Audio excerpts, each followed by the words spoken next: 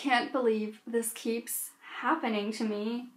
I was halfway through filming this video, 13 minutes into it, doing really well, until I realized there was something stuck in my teeth. Hi everyone, welcome to my first official 2019 video. I know I've already uploaded one, but that one was filmed in 2018.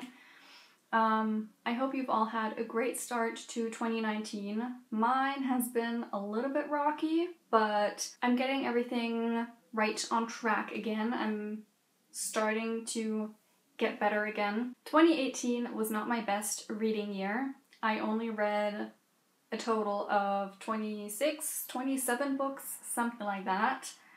And I mean, that might be a lot to some people, but to me, it was a disappointing number because in previous years I always got really close to 100 books, like 90, 95 books, something like that. But in the last few weeks, since like October, I want to say months, I've been reading a lot more again, getting more into books, finding books that I'm getting really excited about, and also getting excited about reading all the books that I already own. I'm just getting excited about reading again.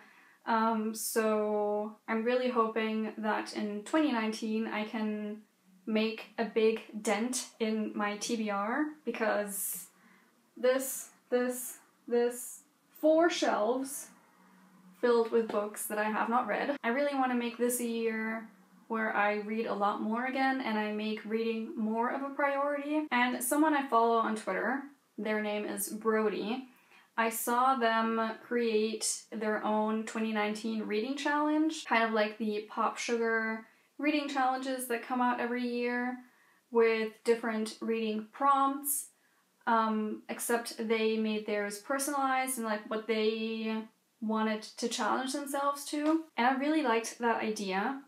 And so I made my own 2019 reading challenge. I don't have as many prompts. I think Brody had like 52. I gave myself 15 reading challenges for 2019. And another thing that Brody inspired me to, they made this like they made this chart on which whenever they finish a book that fits a prompt, they will fill it out. So I took this canvas board and I split it into 15 spaces, so for my 15 challenges that I've set myself, and each time that I finish a book, I'm going to paint that space either with the cover or something inspired by the book, and hopefully by the end of the year I will have a cute little painted collage of some books that I read. Yeah, because I just really wanted to combine my two passions, reading and painting. Whenever I do finish a book and fill out one of these spaces, I do want to do it on Twitch where I stream myself painting. Whenever I do that, I will announce it on Twitter, so follow me on Twitter and Twitch. Both will be linked down below. Yeah, I'm just really excited to do this year because I'm really excited about reading again. And I just wanted to set myself some challenges. So I'm gonna go through the prompts that I have set myself. I don't have books chosen for every prompt yet. I do have some ideas of what I want to read, but I haven't really researched some of these. So if you have any ideas on what I could read for some of these prompts, leave them down below. I'd really appreciate it. Getting started, my first prompt is to read a 2019 release. Fairly easy, and for this, obviously there are many to choose from, but I really want to read King of Scars by Leigh Bardugo, which comes out at the end of January 29th, I think. Really excited for this book. Number 2, read a book with a demisexual main character. I just really want to read a book with a demisexual character because I've never done that. I've never read about a demisexual character. And recently I saw an author announce, I don't know if it's out yet or if it's about to come out or if it's coming out this year, but TJ Klune has a book coming out called How to Be a Movie Star, and one of the characters is a demisexual. Number 3, read a book with a non-cis main character, non-cis, also non-cisgender, meaning they're either transgender, gender fluid, non-binary, anything like that. And for this, I'm really, really looking forward to reading I Wish You All the Best by Mason Deaver. This book comes out in May, so it's still a few months until I can read it. But this features a non-binary character, and I'm just really excited. The author, Mason, they are non-binary as well. Been following Mason on Twitter for quite a while and kind of followed along as they got their book deal and announced everything step by step. And I'm just very happy for them that they got to release this story. Number 4, read a book that's been adapted to film. I haven't chosen a book for this yet because I'm sure there are plenty that I could choose from. I just haven't looked up what I'm really interested in. Although, I did say book film, but I guess I could make TV shows count as well. I really want to read You after I've watched the Netflix show. Initially when You came out and everyone was reading it, I wasn't really that interested because it didn't seem like something I wanted to read. It seemed a little bit too creepy for me. This TV show was creepy. It really creeped me out and made me second guess everyone. But after the way it ended, and I don't know, I really liked the show, so I really want to read the book. I did order it a while ago, but I ordered it used, so it's taking a bit longer to get here. Number 5, read a literary fiction book. I haven't read many of those, but one of my all-time favorite books, The Secret History, also literary fiction, and I'm not sure what I'm gonna read for this.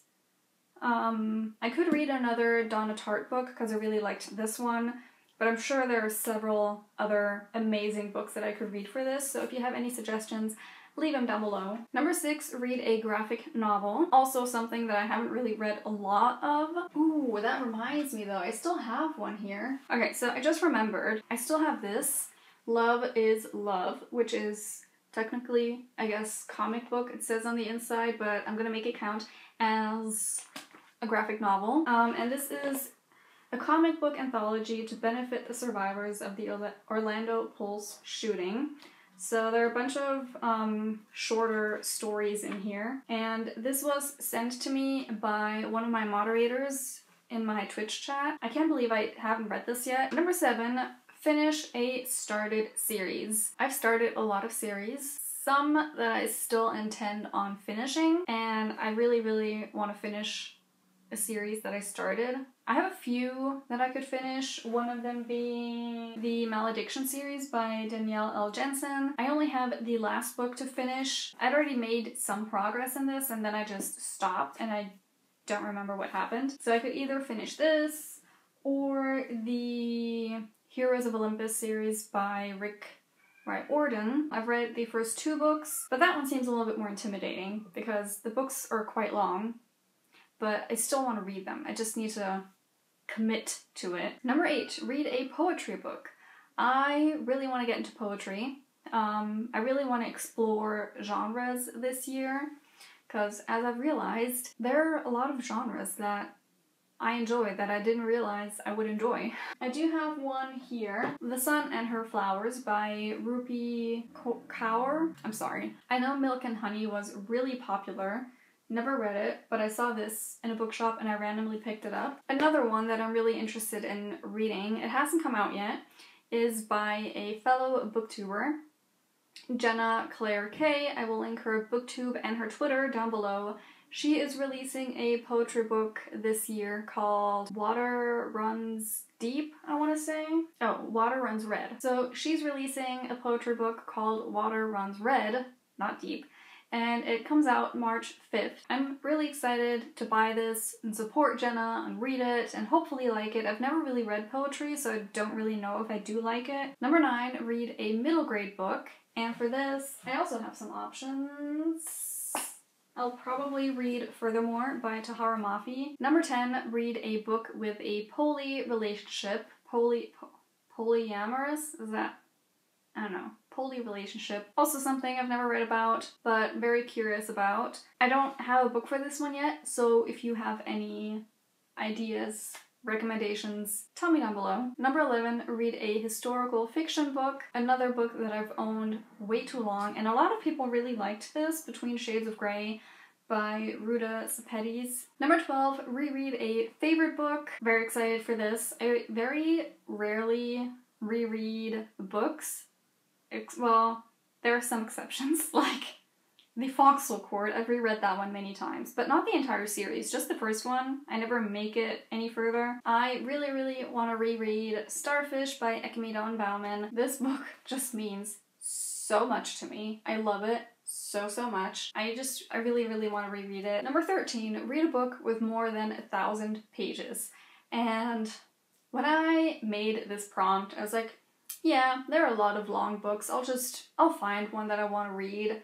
And then I went to search for books that have over 1,000 pages, and I quickly realized there aren't as many as I expected, and a lot of them I'm not really interested in. The one that I did end up deciding on is a book I never thought I would read. It by Stephen King. I have never read a horror book. I do not like horror movies, but I have been kind of interested in It ever since the remake of the movie came out. I haven't seen the movie, but I'm still a little bit interested in this, so I definitely will give it a try. I don't know if it will happen. Number 14, read a book with a person of color as the main character. What I plan on reading is The Seven Husbands of Evelyn Hugo by Taylor Jenkins Reid. This was, I feel like, everyone's favorite book in 2018, and the main character is Cuban. And lastly, number 15, I want to read a mystery or thriller. This is a genre that I've become kind of interested in thanks to You, the Netflix show. I saw Jay from The Awkward Bookworm review Lying in Wait by Liz Nugent, and those were all the prompts that I have set myself for my 2019 reading challenge. Let me know if you have set yourself any reading challenges for this year. I would love to know. Thank you for watching. I hope you enjoyed this video. That was it for this time, and I will see you next time. Goodbye!